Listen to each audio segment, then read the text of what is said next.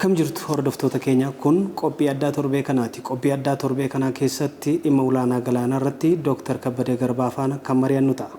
Haga qophii keenya dhumaatti nu hordofaa isiniin jenna. Dr galatoomaa isiniin jenna waa yeroo keessanii. Mee ulaan galaanaa isiniif maali? Ulaan galaanaa biyyi tokko blue economy yang jedhamu daldala tourismii eegumsa security biyya tokko bakka itti mirkaneessamu jechuudha. Galaanni bakka dachee keenyarraa dhibbeentaa 70 kan qabatu. Kanaaf lafaa fi galaana wal cinaa qabdi yeroo laaltu harki sadii galaana yoo ta'u harki tokko immoo lafa jechuudha. Kanaaf bakka qabeenyi guddaan itti argamu karaa itti ati bira geessu jechuudha ulaa galaanaa jechuun. Mirga ulaa galaanaa argachuudhaaf Itoophiyaan gaaffii garaagaraa kaasaa jirti, gaafataa jirti. Biyyoonni tokko tokko immoo gaaffii Itoophiyaan amma gaafataa jirtu akka dogoggoraatti isaan kaasaa jiran. Mee isin gama kanaatiin akka hayyuu tokkootti mee maal jettu? Namoonni gaaffii Itoophiyaan kaastu sirrii miteedhaanii ibsa gahaa kennuu waan danda'an natti hin fakkaatu.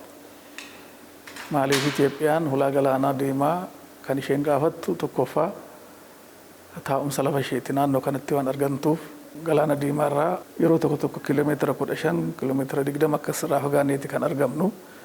Kanaaf galaanaa fi addunyaa kanatti addunyaa biroo wajjin wal qabachuudhaaf bakka baay'een nutti dhiyoo jiru galaana diimaadha jechuudha.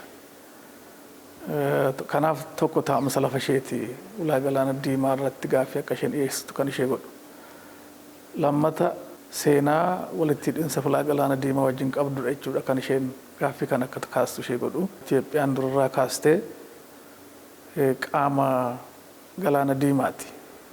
Zamana Aksumirraa kaastee hanga bara zamana Minilikitti daldalli adda addaa gama ulaa galaana kanaa waliin kan wal qabatu jechuudha. Yeroo jalqabaatiif Itoophiyaan galaana kanarraa kan isheen adda baate bara 1889 waliigaltee Xaaliyaanii fi mootummaa biyya kanaa Wucaalee Tiriitii jedhamu mallattoon erga mallattaa'ee booda jechuudha. Isaa boodas bara 1950 irraa kaasee Eertiriyaa fi Itoophiyaan federeeshiniidhaan erga walitti makamanii booda Itoophiyaan galaana Asab ulaa galaana Asab Masawaa itti gargaaramaa turte jechuudha. Bara dargis akkasuma yeroo lammataatiif kan isheen adda baate bara 1991 gaafa Eertiriyaan biyya kanarraa cittu jechuudha. Kanaaf seenaa biyya kanaa fi ulaa galaana diimaa adda baasuun hin danda'amu jechuudha. Gama biraatiin Itoophiyaan biyya bal'ina lafaatiinis ta'e baay'ina ummataatiin biyya guddoodha. Addunyaa kanarraa baay'ina ummataatiin yeroo ammaa kana 10ffaa irratti akkasitti argamti. Kanaaf biyyi ummata bal'aa fi lafa bal'aa akkasii qabu kun ulaa galaanaa yookaan blue economy irraa adda bahee jiraachuun hin danda'amu hin ta'u jechuudha.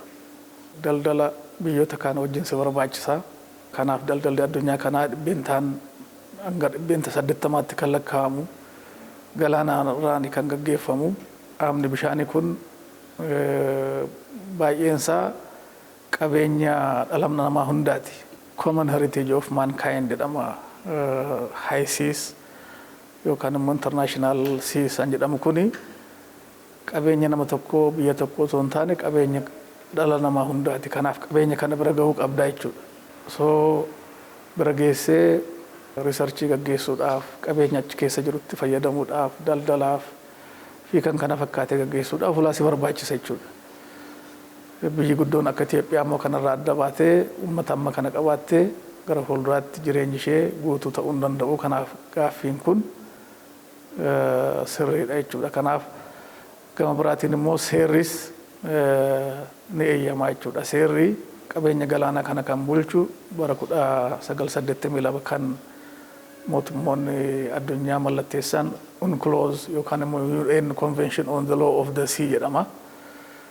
Kanaaf biyyoonni xiyyoo galaanaa yookaan coastal state hin taane akkuma warra xiyyoo galaanaa jiran mirga guutuu qabu keessatti hirmaatanii qabeenya kanatti fayyadamuudhaa fi gara galaanaatti seenuudhaafis galaanarraa gara biyya isaaniitti deebi'uudhaafis mirga guutuu qabu.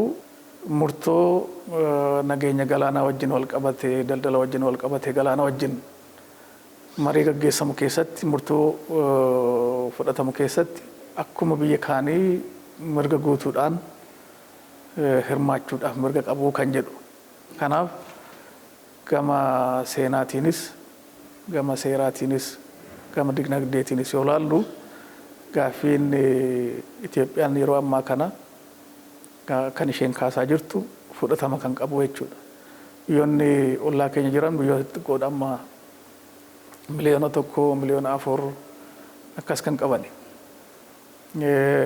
Xiyyoo galaana isaanii moroo laalti baay'ee dheeraadha. Kanaaf kunillee ija seera addunyaatiin yeroo laaltu unfair access to the sea akkaataan isaanitti qabeenya kana qooddatan fair ta'uu qaba amma unfairnessiitu jira kan jedhu.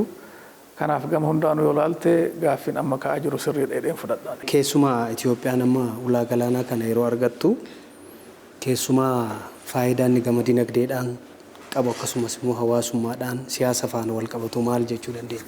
Fakkeenyaaf amma gama hawaasummaatiin lammiin Itoophiyaa carraa hojii argachuu faana wal qabate akkasumas immoo dinagdeedhaan waan achitti hojjetu dinagdee isaa guddisuu keessatti siyaasis implikeeshinii maalii qaba jettume? Akkuma sila kaasee qaama dachee kanarraa inni guddaan bishaani harki 70 jechuudha. Harki 70 kana keessaa guddaan immoo kan dhala namaa hundaati qabeenyummaansaa. Kanaaf qabeenya guddaatu keessa jira. Alboonni adda addaa keessa jira. Bakka daldalli guddaan addunyaa kanaatti gaggeeffamudha. Yeroo kan amma yeroo globalizationiti addunyaan ofiisaa biyya kanarraa adda citee kan taa'u osoo hin taane biyya kamiin iyyuu walitti hidhamee kan inni daldalu kan inni qorannoo fi qo'annoo gaggeessu security qabeenya bishaanii kanallee kan inni itti eegu jechuudha. Kanaaf daldala addunyaarraa adda baatee biyyi tokko sustainably mirga guutuu aangoo guutuu qabaatee jiraachuu yeroo inni itti danda'u miti yeroo kana jechuudha. Kanaaf biyyi kun uummata hedduu qabdi. Biyya kana keessatti wanti oomishamu hedduudha. Wanti oomishamu kana gabaa addunyaatiif dhiyeessuu qabda jechuudha. Yoo kanan goone dinagdee kee guddachuu hin danda'u, uummanni illee waan isaaf barbaachisu guuttatee jiraachuu hin danda'u jechuudha. Wanta ati immoo biyya kana keessatti hin oomishne addunyaarraa immoo waan si barbaachisu galchuun si barbaachisaa jechuudha. Kanaaf import export dinagdee guddaan kan itti gaggeeffamu jechuudha. Kana akka waliigalaatti blue economy irraa adda baatee biyyi tokko biyya sovereign ta'ee jiraachuu danda'u jechuun hin danda'amu. Gama biraatiin biyyi kun yeroo ammaa kana yeroo laallu ulaa tokko irratti hundaa'eeti kan inni jiru amma import export addunyaa wajjin kan nuyi walitti hidhamnu karaa poortii Jibuutii kana qofa jechuudha. Kanaaf biyya tokko yookaan immoo poortii tokko irratti daangeffamuuni security biyya kanaaf illee sodaachisaadha jechuudha. Maaliif siyaasni biyya tokko nageenyi biyya tokko akkuma yerootti jijjiiramuu hin danda'a. Fakkeenyaaf Jibuutii keessa nageenyi yoo hin jiraanne biyyi kun filannoo hin qabdu jechuudha. Karaa isheen itti addunyaa wajjin walitti hidhamtu. Karaa daldalaan qabdu, karaa turizimiin qabdu jechuudha. Kanaaf waan ati gooteen qofa osoo hin taane wanti biyya sana keessatti uumamu jireenya biyya kanarratti dhiibbaa guddaa qaba jechuudha. Kanaaf tokko qofa osoo hin taane 2-3 diversify gochuun si barbaachisaa jechuudha. Kuni security wajjin wal qabata. Wanti ati amma Jibuutii wajjin yeroo laallu commercial access kaffallee kiraadhaan jechuudha kan itti fayyadamnu. Tokkoffaa wanti kiraadhaan si dhiyaatu kun gatiin isaa yerootti jijjiiramuu ni danda'a. Dinagdee biyya kanarratti illee dhiibbaa geessisuu danda'a jechuudha. Akkuma kaase immoo biyya sana keessatti nageenyi yoo hin jiraanne tasgabbiin yoo hin jiraanne biyya sana keessa dabartee daldaluu hin dandeessu jechuudha. Karaa biraatiin irratti daldaluu maal jechuu osoo hin ta'in naannoo sana immoo nageenya isaa eegsisuu danda'uu qabda. Nageenya eegsisuu qaama galaanaa kana keessatti biyyoonni guguddoon akka Itoophiyaa militariidhaanis ta'e ikonomiidhaan fooyyee kan qaban achi keessatti hojiin isaan raawwachuu danda'an xiqqaa miti guddaadha jechuudha. Walumaa galatti biyyi kun galaana diimaa wajjin walitti hidhamuun ishee tokkoffaa gara fuulduraatti diinagdeen ishee dagaagaa akka deemu har'a diinagdeen biyya kanaa xiqqaadha jechuu danda'ama. Bor $1 trillion ikonomii ta'uu danda'a. Gaafa san ulaa tokko irratti qofa hundooftee diinagdee kana sochoosuu hin dandeessu. 2-3 illee si barbaachisa. In fact kiraayiidhaan qofa osoo hin taane waan ofii kee kan irratti ijajju mirga guutuu kan irratti qabdu qabaachuun immoo si barbaachisaa jechuudhaan immoo sovereign access jedhama. Kanaafi biyyi kun diinagdeen ishee akka inni guddatu nageenyi ishee guutummaadhaan akka inni eegamu gochuudhaaf walitti hidhamsi yookaan ulaan galaanaa diimaa baay'ee murteessaadha jechuudha. Ulaan galaana diimaa addunyaa kanarraa baay'ee istiraatejik jedhamee ilaalamu. Maaliif amma kaartaarra yeroo ilaalte Afrikaa, Eeshiyaa fi Awurooppaan walitti hidhamaniiti kan jiran. Callisamee dhuma daangaatu adda baasa malee qaamni bishaanii isaan gidduu seenee boordariin naachuraal ta'e hin jiru jechuudha. Kanaaf galaanni diimaan barbaachisummaa guddaa kan akka inni qabaatu kan isa taasise qaamni lafaa Afrikaa, Eeshiyaa fi Awurooppaa walitti hidhu kun wanta Northern Awurooppaa, Eeshiyaa keessatti oomishamu gara Southern Afrikaa, Eeshiyaa itti fiduudhaaf hulaa galaana isaan hulaa daandii shipping lines yookaan immoo navigation line isaan barbaachisa jechuudha. Kanaaf bishaan barbaachisa jechuudha. Bishaan tokkichi gidduu kana muree kan darbu Red Sea'dha jechuudha. Yookaan hin taane wanti fakkeenyaaf Awurooppaa keessatti oomishamu Afrikaa akkasirraan naanna'ee Afrikaa kibbaarraan gadi bu'ee achi ol deebi'ee naanna'uu qaba jechuudha. Kun immoo meeshaa ati geejjibdu sana gatiisaa baay'ee ol kaasaa yeroollee ol kaasa jechuudha. Kanaaf Red Sea'in yookaan immoo galaanni diimaan baay'ee istiraatejikaalii baay'ee barbaadamaa kan isa taasisu tokko kana jechuudha. Kanarraa Itoophiyaan adda bahuu hin dandeessu. Nageenya isaallee eegsisuu qabdi. Ofii isheelleetti dhiyaattee qaama dinagdee addunyaa kana ta'uu qabdi. Yookaan hin taane dinagdeenis nageenya biyya kanaas gaaffii keessa gala jechuudha. Fakkeenyaaf galaanarra markaba qofa miti kan deemu. Communicationin amma fiber technology, internet maal kun amma yeroo kana economiin digital ta'aa deema. Nageenyi galaanaa kun hin eegamne yoo ta'e ati immoo aksasii kana akka ofii kee mirga guutuu qabaatte keessa hin jirtu yoo ta'e communication irratti illee rakkoo guddaa fidaa jechuudha. Akka walii galaatti dinagdeen biyya kanaa akka inni bal'achaa deemu dagaagaa deemu namni biyyi kun hiyyummaa keessaa guutummaadhaan akka isheen baatu akka taasisuuf nageenyi ishee akka eegamu gochuudhaaf ulaan galaana diimaa biyya kanaaf baay'ee barbaachisaadha kan jedhu. Doonii mataa ishee hin qabdu, ulaa galaana mataa ishee hin qabdu ta'e sakatta'insa faana impaaktii yookaan rakkoo guddaa irratti miidhuu danda'a. Yoo kan qabaattu taate garuu meeshaa kan akka barbaadde gara biyyaatti galfachuu faana wal qabatee bu'aan inni qabu maal fakkaata? Qofaa iccitiin fakkeenyaaf ati meeshaa militarii ati bittu biyyi hundi beekuu hin qabu.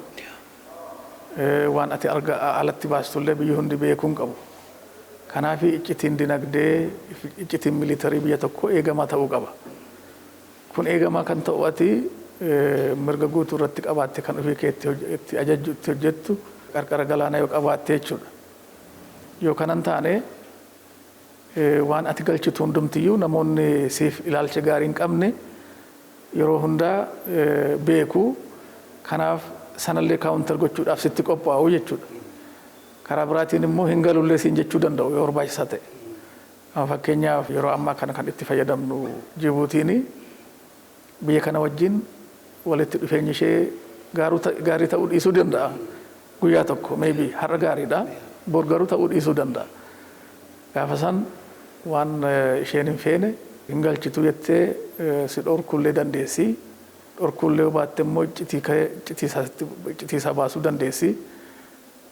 Ofii keetti ajajjee immoo saffinaan hin geejjibdoo ta'e meeshaa alatti ergitu kan alaa biyya keessattis galchitu saffinaan teknooloojiidhaan sirriitti deeggartee hin hojjettu yoo ta'e guddinni dinagdee keessa akkasuma duubatti hafaa jechuudha. Kanaaf securityfis guddina dinagdeetiifis baay'ee barbaachisaadha jechuudha. Mirga guutuun qarqara galaanaarratti qabaachuun. Gaaffii ulaa galaanaa gaafachuu kana mootummaan Itoophiyaa gaafataa jira. Mootummaa qofaan immoo galma gahuu hin danda'u waan ta'eedhaaf qaamoleen biyya kana mootummaa saappoort yookaan akka deeggaranii fi maaltu hojjetamuu qaba jettooma? Qarqara galaanaa qabaachuun biyya tokkoof naashinaal intirest kan jedhamu jechuudha. Guddattu ijaaruudhaaf biyya mirga guutuu qabdu qabaachuudhaaf qarqarni galaanaa baay'ee murteessaadha. Kanaaf naashinaal intirest fedhii lammiiwwan biyya sanaa hundaati jechuudha. Fedhii lammii biyya tokko hunda kana qaamni tokko qofti raawwatee bakkaan gahuu hin danda'u. Hundumtu kan irratti hirmaachuu qabu jechuudha.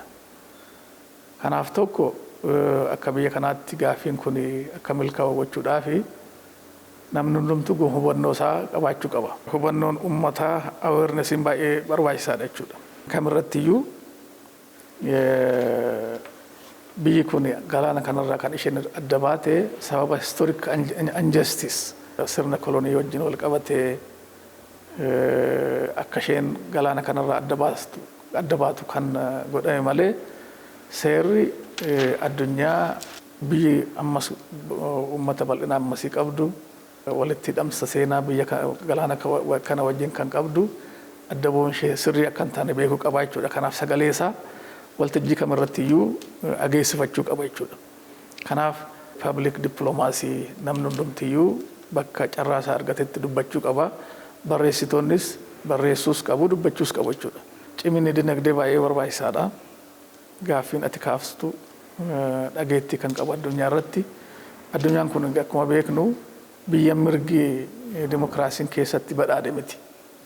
Inni humna qabu waan gaafatuun argata. Kan humna hin qabne immoo kan bira darbamu nama jira jechuudha. Kanaaf guddinni dinagdee humna militarii ijaarrachuun baay'ee barbaachisaadha jechuudha. Achi keessatti namni akka lammiitti wanti kun akka inni milkaa'u yaada tokkoon nageenya biyya kanaa mirkaneessee dinagdeen biyya kanaa akka guddatu wanti gaafatamu dhageettii akka inni qabaatu gochuu keessatti hirmaachuu qabaa jechuudha. Tokkummaan keessaa baay'ee barbaachisaadha jechuudha. Yoo garaagarummaan illee ilaalchaa garaagarummaan siyaasaa yoo jiraate hundumtuu waan naashinaal intirest boruu biyya kanaatiif barbaachisaa kan ta'e kanarratti garaagarummaa kana qabaachuun qabu jechuudha. Kanaaf yaada tokko qabaachuun barbaachisaadha. Mootummaan yaadni tokkummaan kun akka inni dhufu hojjechuun baay'ee isa barbaachisa jechuudha. Biyyoonni tokko keessumaa akka Masrii fa'aa haa ta'u akka Eritiriyaa fa'aa haa ta'u ulaa galaanaa kan akka hin arganne shira garaagaraati kan isaan xaxaa jiranii. Maaliif kana godhu isaan jarri kun garuu ulaa galaanaa kan akka hin arganne maaliif isaan halkaniif guyyaa kan isaan dhama'aa jiran? Egaa amma kan Masir fa'aa yoo ilaalte amma taa'umsa lafaatiin ollaa miti Masir wajjin. Wanti daarii koo dhiibdee jedhamee wanti irratti wal lolluun qabnu jechuudha. Garuu wanti walitti nu hidhu laga Naayiltu jira. Biyyi kun 85 ol bishaan laga Naayil kana maddisiisti. Waan biyyi kun maddisiistu immoo almost gara 70 immoo Masir yeroo kanatti fayyadamaa jirti jechuudha. Kanaaf biyyi kun dinagdeedhaan militariidhaan yoo cimte bishaan isheen aga ammaatti gahee isheetiin ol fayyadamaa jirtu kana biyyoonni sulula Naayil keessa jiran ol jiran kun gaaffii dhiyeessuu danda'u. Of course gaaffis kaasaa jiru. Kanaaf waan amma ani saamee fudhadhe kana narraa xiqqeessuu danda'u kan jedhu ilaalcha qabdi jechuudha. Yaaddoo qabu. In fact ija seeraatiinis yoo ilaalte biyyi tokko qabeenya waloo tokko itti fayyadamuu kan danda'u waanuma seerritti waan seerri eeyyamuuf qofa jechuudha. Kanaaf hin ture hin bula malee Naayilirraa Ijiptis waan isheef malu guyyaan isheen itti argattu warri kaanis waan isaaniif malu guyyaan itti argatan hin hafu jechuudha. Garuu yeroo gabaabaa keessatti deebii akkan arganne unfairly waan isheen itti fayyadamaa jirtu kan akka gaaffiin irratti ka'ee dafee akka harkaan fudhatamne yaaduudhaaf biyyoonni sulula ol jiran kun tasgabbii akka hin qabaanne dinagdeedhaan militariidhaan akka isaan baay'een jabaanne gama adda addaatiin itti deemu jechuudha. Kanaaf Itoophiyaan amma sulula hulaa galaana diimaa kana yoo argatte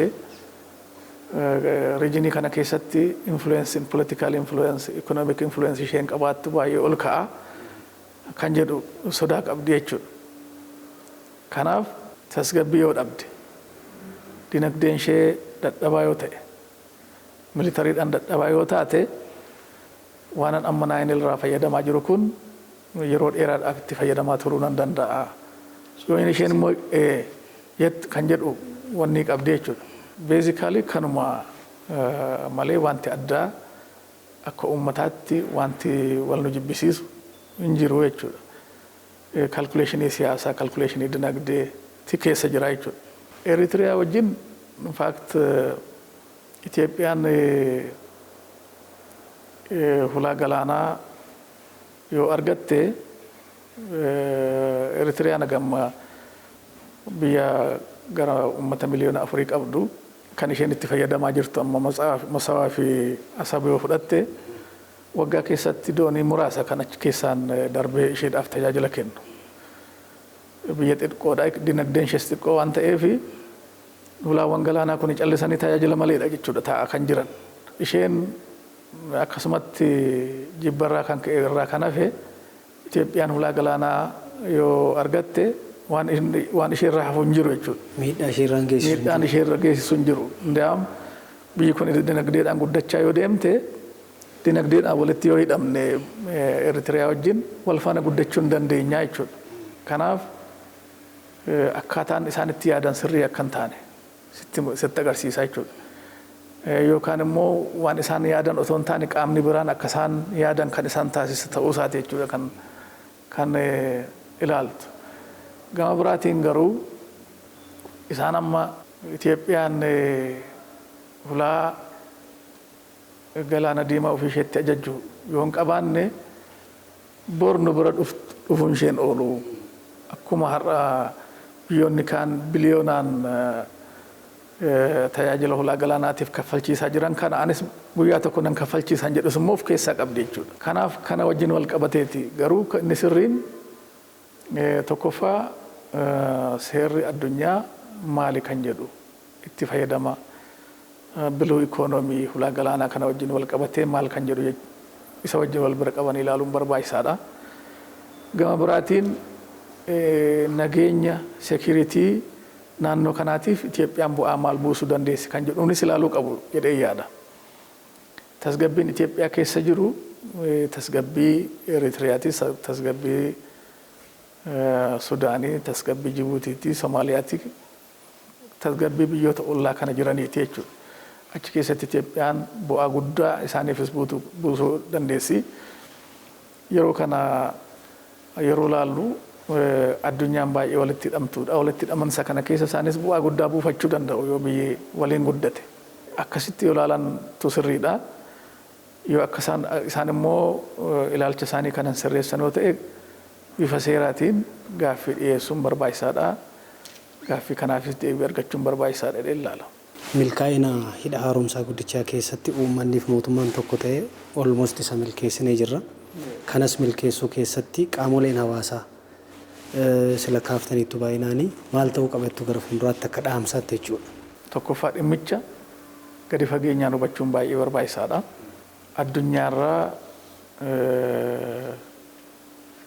addunyaa bal'aa qaama bishaanii kanarraa addunyaa wajjin karaan itti wal arginu gama hulaa galaanaa diimaa kanaani. Kanaaf har'aaf qofa osoo hin taane dhaloota bor dhufaniif hulaan kun baay'ee barbaachisaadha kan jedhu hawaasni hubachuu qaba. Waan mootummaan tokko kaasee barbaachisummaa isaa ol kaase mootummaan biraan immoo yoo callise barbaachisummaan isaa kan gadi bu'u miti jechuudha. Dirqama barbaachisaadha. Eenyuyyuu haa kaasu, eenyuyyuu haa dhiisu. Addunyaa kanarraa the giant landlocked country jedhamti Itoophiyaan jechuudha. ummata miliyoona 130 ol qabatee biyyi ulaa galaanaa hin qabne hin jiru. Biyyoonni ulaa galaanaa hin qabne baay'een isaanii biyyoota xixiqqoodha. Ummata miliyoona 5-20 akka soora qaban baay'ee guddaadha kan jedhaman Itoophiyaatti dhiyaatanii kan jiran ummata miliyoona 40 akkas qabu. Kanaaf biyya kanaaf baay'ee murteessaadha ta'uusaa hawaasni hubachuu qaba. Deebii akka inni argatu ejjennoo tokkoon maaliinuu adda walootoon qoodiin ejjennoo kana deeggaruu qabaa jedheen kan ilaalu. Ulfaadha galatooma. Galatooma. Daawwattoota keenya qophii keenyaarraaf qabannee xumurree jirra. Waan nu daawwattaniif galata argadhaa jecha qophiiwwan keenyaaf waliin turtii gaarii isiniif haa ta'u.